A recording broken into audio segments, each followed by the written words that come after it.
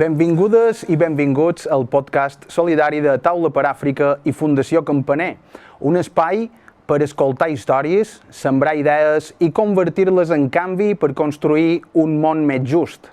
Jo som en Rafael Swing i avui començam aquest viatge amb una paraula molt especial, Harambee. Tots junts podem. Avui xerrarem de cooperació, de projectes compartits i de com les relacions entre nord i sud poden generar canvis reals i ho farem molt ben acompanyats. Tindrem amb nosaltres alumnes de l'IET Pax, protagonistes d'aquest projecte, representants de l'ONG CERAI, que ha impulsat aquesta iniciativa educativa, i també l'artista convidat, el Niño Alcalino, que ha donat forma musical a tot aquest procés. I quedeu-vos fins al final, perquè avui la sorpresa musical és molt especial. Com vos trobeu? Molt bé. Anem a començar un poquet amb aquesta entrevista i començarem per vosaltres, Sílvia i Hugo, i mos agradaria que mos contássiu com ha estat un poquet aquesta experiència de participar en aquest projecte que vos ha cridat l'atenció, com ha estat per vosaltres? Jo, conèixer-te tu, me va agradar molt i sobretot fer el videoclip de rap, m'ha agradat. Fer videoclip de rap. Però mos pots contar un poquet l'inici, com se va introduir, com va començar tot, perquè vàrem venir en el vostre centre a posar-vos un poquet en situació, no? Sí, me'n record que vàrem fer una videocridada i nos varen explicar moltes coses de Senegal i Àfrica i després vares venir tu i vàrem fer algunes frases per al videoclip. Correcte. Molt bé, i per tu, Sílvia, què t'ha portat aquest projecte, què t'ha parescut? Jo m'ha agradat perquè crec que és molt guai fer alguna cosa així, fer un videoclip i una cançó o un rap. I m'ha parescut molt guai perquè els dies que tu vares venir, que varen crear entre parelles un rap, va ser com molt guai. Molt bé, i amb aquestes videocridades que vos va fer Namagoya, què era el que no sabíeu de Senegal? Què és el que heu descobert de la situació que viuen allà que vos ha cridat més l'atenció? Que jo sabia que li costava molt aconseguir menjar, però el que no sabia era que havien de demanar encara més ajudes per poder aconseguir més menjar. Clar. I tu, Sílvia, mos ho pots contar un poc? Jo també sabia que lo de Saigo, que anaven caminant però no tant de temps, perquè varen dir que era molt de temps i me va sorprendre molt. Sí, sí. Molt bé, i hi ha qualque cosa que vos hagi fet canviar un poc la manera de veure el món? Ara aprecieu certes coses d'una altra manera? Com ho veus ara? Després d'haver fet aquests tallers i tot aquest projecte juntament amb CERAI i l'Institut, què és allò que ha canviat a les vostres vides o la vostra mentalitat a dia d'avui? Que no tenim tots la mateixa sort d'haver nascut en algun lloc que tots tenim els mateixos drets i de poder aconseguir tot més fàcilment, per exemple, el menjar, l'aigua, les coses bàsiques. Molt bé. Tu, Sílvia? Jo penso el mateix que en Hugo. Que ha estat allò que més pintura dius no me'n puc fer idea de que jo hagués de caminar 10 hores per anar a aconseguir 2 litres d'aigua per poder beure, no? Pues que no ho tenen tot el que volen i nosaltres potser sí, no sé. Sí, que estem acostumats, no? Vols dir a que mos ho donin tot ja, al moment, fora d'esperar, no? I així com a nosaltres mos agrada, no? Sí. Molt bé. I doncs aquest ha estat el testimoni dels alumnes i ara mateix passarem a na Baixana, d'acord, que forma part de la ONG CERAI i se dediquen a fer projectes educatius. I bueno, aquí és benvinguda, Baixana. Gràcies. Aquí és on vos volia demanar quin és l'objectiu dels vostres projectes educatius. Pues CERAI neix a València i neix com una entitat dedicada a l'agroecologia i des d'aquesta llavor és d'on neix tot el que fem ara, no? Ens dediquem sobretot a temes d'alimentació, de menjar, de sostenibilitat, de drets humans, sempre vinculat al que mengem, al menjar que arriba al nostre plat i tot el que passa en aquest procés. A Som Pacs vàrem començar amb un hort i vàrem acabar amb un rap intercultural. Llavors això mostra els diferents camins que connecten l'alimentació als nostres estils de vida, al final. Llavors ens dediquem a això, a transmetre aquest valor de la vida i intentar posar aquesta vida al centre, com diria Yayo Herrero, a través de l'ecofeminisme, que ens sembla una filosofia que comparteix molts dels valors que treballem a CERAI i això és el que intentem, posar la vida al centre i transmetre-ho a les futures generacions, a les mestres també, a les administracions, a les entitats, artistes també, connectar totes aquestes àrees. I per què considereu que és important treballar la cooperació des de les aules? Aquí és on comença tot, no? La cooperació mútua, el respecte, l'ajuda igual, no? No pensar que els europeus aquí estem en una posició superior i que des del nostre privilegi, a més, podem exercir aquest poder sobre altres persones. I per això crec que és important, els valors que vol treballar la cooperació,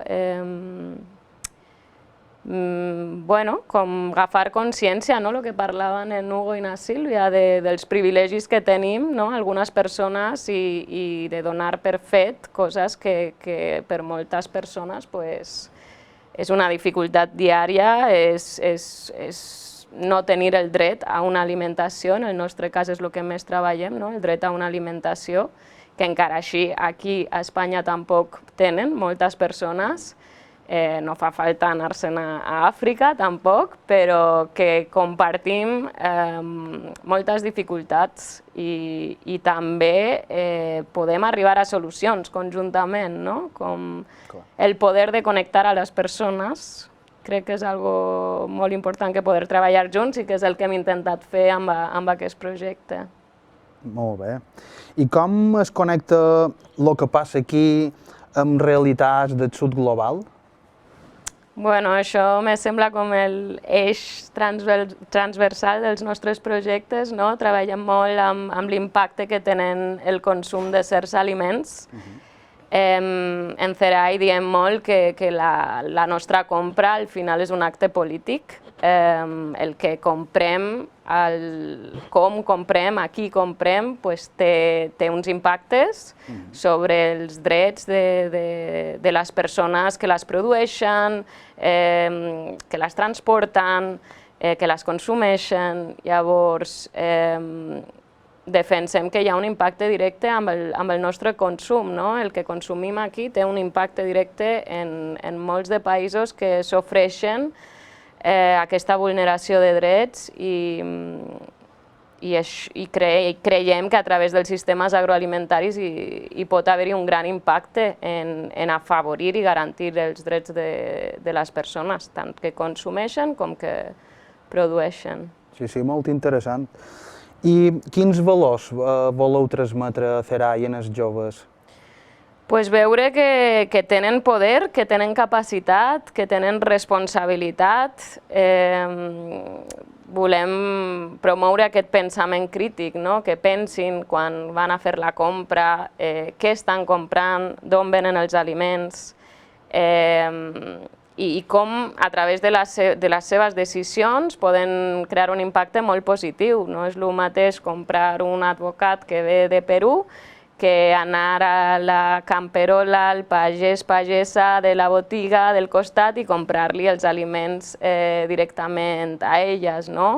Ja no parlem d'impacte ambiental i de contaminació i de vulneració de drets i de tot el moviment que ha de fer aquest aliment per arribar als nostres plats, sinó d'estar ajudant a famílies a que continuïn produint els seus aliments.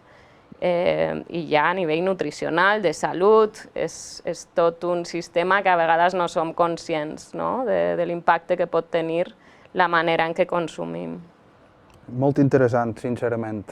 És molt necessari que la gent sigui conscient d'aquest impacte, perquè a vegades anant en pilot automàtic donem les coses per suposat i a vegades no pensam fins on arriben les nostres decisions i els nostres actes. Moltes gràcies, Baixana. A vosaltres. I ara continuarem amb Àlex Besalduc, professor d'Elies Sompacs i també músic i artista. Benvingut. Gràcies. I res, m'agradaria demanar-te com ha estat transformar aquest projecte en una peça musical. Home, la veritat és que el fet d'haver estat involucrat en totes les 4 sessions prèvies a lo que ha sigut el registrament del videoclip ha ajudat molt, perquè hem estat fent feina colze en colze amb els alumnes, hem estat descobrint moltes coses que no sabien. Jo també, com a professor, he descobert moltes coses que no sabia sobre Àfrica i tot aquest procés ha fet que al final el resultat musical estigui com a molt cohesionat, perquè no ha sigut allò que m'han passat una lletra i faig una, sinó que he sigut partícip de totes les experiències amb els nens, de veure les seves reaccions, de veure com reaccionaven ante noves informacions que no sabien, i això m'ha paregut molt interessant. Aquesta part que Ventura està més relacionat amb la part tutorial del professor, que ho fem, els que som tutors a vegades també informem als alumnes sobre coses que passen al món. Jo m'agrada personalment, si soc tutor, doncs no només preocupar-me per les notes, sinó també per veure altres realitats que passen al món i xerrar de moltes coses, d'intel·ligència emocional, de moltes coses. Llavors, després això, a l'hora d'arribar, a l'hora de fer el que és la música, és vera que em vas passar la base i tenia com un paper en blanc per a crear coses. Llavors vaig partir un poc de lo que són percussions africanes que jo a casa en tenia, i a partir d'ahir, i les lletres d'ells, vaig començar a crear, intentant fer un caire de música que sonés algo africà. I crec que l'experiència per jo va ser molt enriquidora. Què t'ha inspirat aquest procés amb els joves? Jo crec que, a part del fet que coneguen altres realitats, el que m'agrada és aquest fet que els alumnes encara es poden sorprendre sobre coses, encara es poden assombrar, i aquesta curiositat innata que de vegades els nens duen, i pareix que quan comencen un procés com començar un institut, on tenen tants de professors, tantes assignatures, pareix que matem aquesta curiositat, amb ells me va inspirar molt aquesta curiositat que tenien alguns d'ells, de dir, realment, els ulls en què pregunten, o els ulls en què, quan fèiem les lletres, demanen qüestions, preguntes. Era una actitud de curiositat innata, que això és una cosa que crec que les nostres societats s'està matant molt perquè reben molts d'estímuls contínuament, i aquesta preguntar-te el perquè de les coses o voler saber coses sobre el món me va agradar molt veure-ho en les seves reaccions, i això crec que a nivell musical també se capta un poc el fet de dir anem a posar frases que realment han sorgit de la seva curiositat i a fer una cançó que sí que és significativa. Vull dir, estic segur que si algú que sent la cançó escolta les frases entén molt de lo que ells les vàrem explicar, entén moltíssimes coses, perquè és el resultat de tot aquest procés d'entendre noves informacions que se li donen, a més a un institut, que també me pareix que està molt bé, que no només aprenguen anglès, català, sinó també coses sobre el món en un institut i sobre la vida. I quin missatge creus que vol donar aquest rap, o quin missatge dona? Mira, jo crec que aquest missatge està molt relacionat en que de vegades quan expliquem coses d'altres bandes del món, una persona pot pensar, un nen pot pensar, ja, però a mi això què m'afecta? Si jo estic aquí, què puc fer? I crec que el missatge va quedar molt clar, el que m'està xerrant també a Baixana, que el que tu compres aquí afecta a altres parts del món i tu no ho saps, si no t'ho expliques no ho sabràs. I aquest missatge final crec que és important, de dir tu el que ha dit també a Baixana. Molts d'alumnes, alguns d'ells no sabien que hi ha coses que compren i ni tan sols havien preguntat, i això d'on ve? O sigui, és una tomàtica, bé, compro tomàtiques, són barates, però d'on ve això? Aquesta pregunta, per mi, és el missatge. Segurament hi haurà moltes altres coses implicades a nivell de lo que han dit també ells, de que no valorem les coses que tenim, que les donem per fetes i potser altres països no ho tenen, hi ha moltíssimes coses. Però el fet només de ja preguntar-te certes coses que Ventura no t'has preguntat mai, està molt bé. I crec que està molt bé que al principi teníem dubtes de fer-ho amb gent de primer de l'ESO, que tenen 12 anys quan arriben a l'institut, són petits. Si són petits, millor.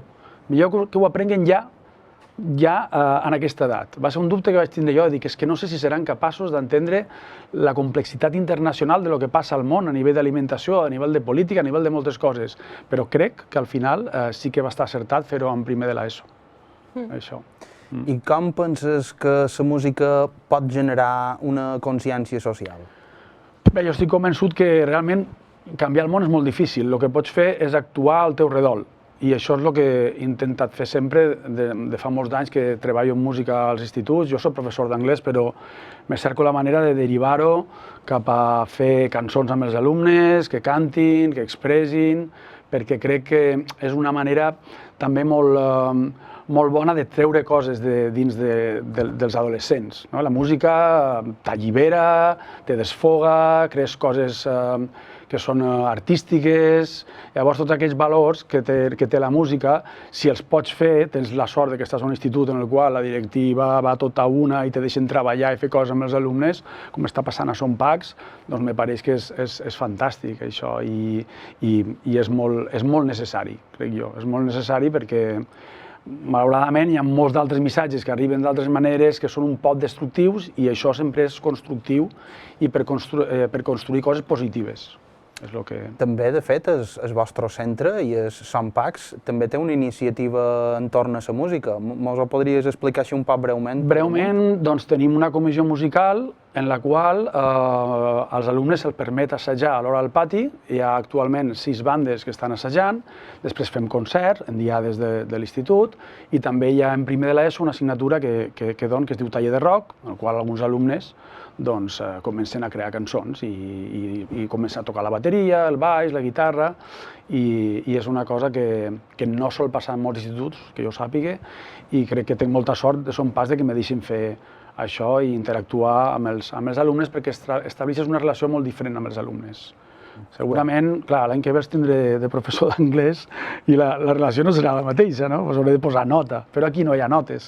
Aquí simplement és construir coses i això crec que està molt bé a vegades llevar aquesta part acadèmica de soc el teu professor, t'he d'etiquetar, t'he de posar una nota, això si ho eliminem crec que és fantàstic. Sí. Molt bé, una gran iniciativa i com diu la frase, la música és un llenguatge universal, no? Molt bé, i d'ara que ja cadascú ha exposat un poquet el seu punt de vista, m'agradaria que féssim un poc de reflexió creuada, d'acord? On cadascú mos digui un poquet què heu après o què hem après junts d'aquest procés, no? Que considereu que hem après tant els docents com els alumnes de tota aquesta... no?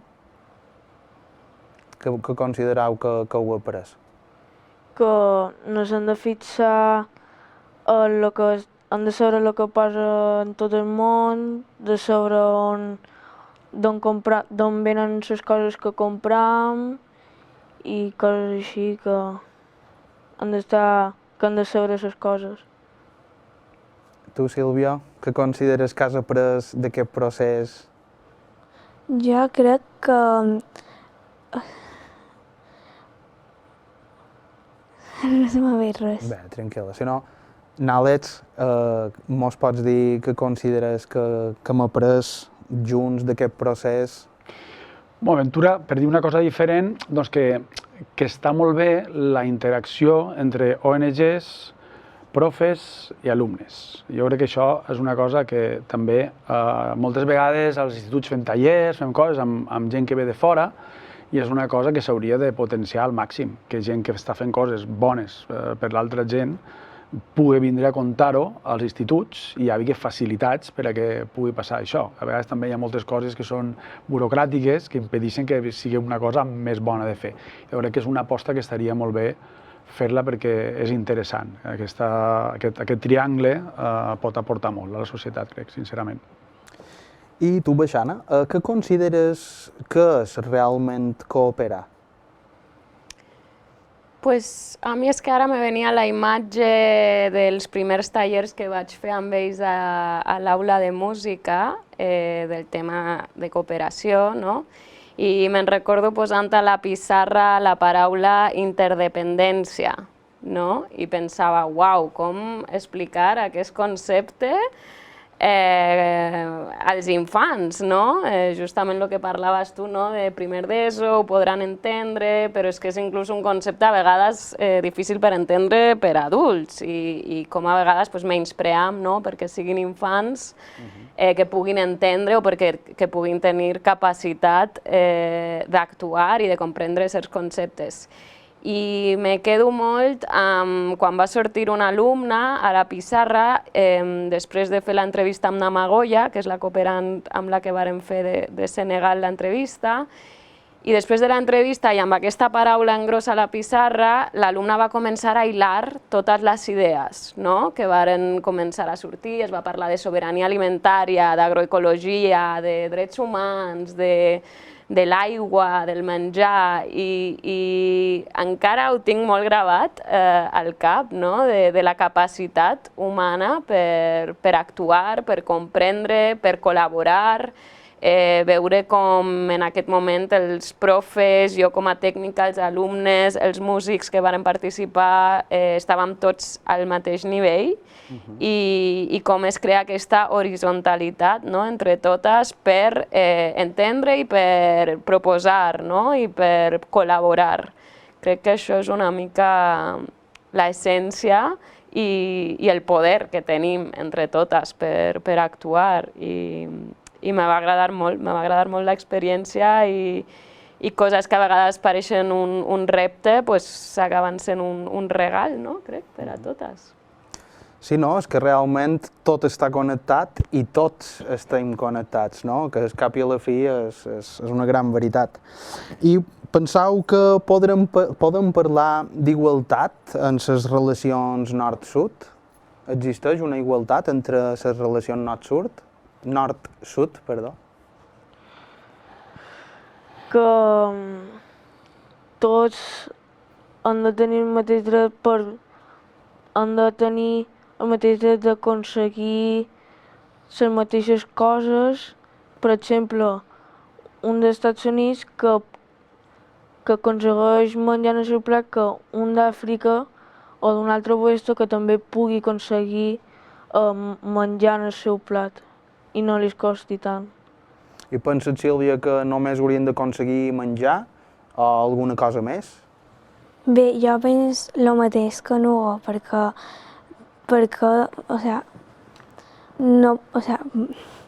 si podem tenir tots la mateixa igualtat, seria perfecte, jo crec.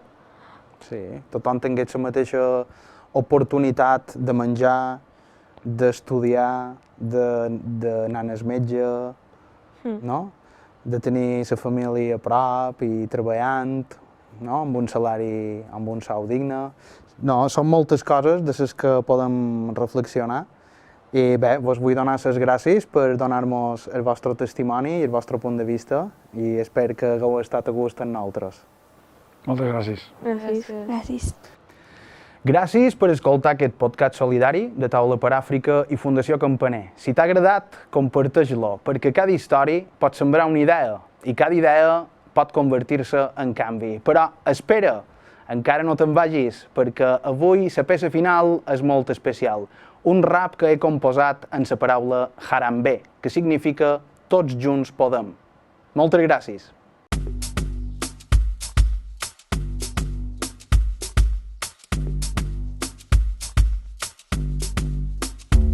Harambe, harambe, harambe, harambe, si ho fem tots junts ho podrem fer. Harambe, harambe, harambe, si tu hi ets tot anirà bé. Harambe, harambe, harambe, si ho fem tots junts ho podrem fer. Harambe, harambe, harambe, si tu hi ets tot anirà bé. La cooperació i la solidaritat, cerca la dignitat i equitat, justícia global, sostenibilitat, el respecte cultural de la comunitat, llengües, tradicions, música, identitat, cooperant docents que envien realitat realitats, testimonis, entitats i sanitaris volen que tornin a riure els teus llavis, cream aliances i xarxa, volen que tothom es pugui omplir sa panxa, nutrició infantil i salut materna, educació i atenció primària, higiene i aigua potable, sobirania alimentària, una economia amb autonomia, bon mercat i sostenibilitat agrària. Harambe, Harambe, Harambe, Harambe, si ho fem tots junts ho podrem fer. Harambe, Harambe, Harambe, si tu hi ets tot anirà bé. Harambe, Harambe, Harambe, si ho fem tots junts ho podrem fer. Harambe, Harambe, Harambe, si tu hi ets tot anirà bé.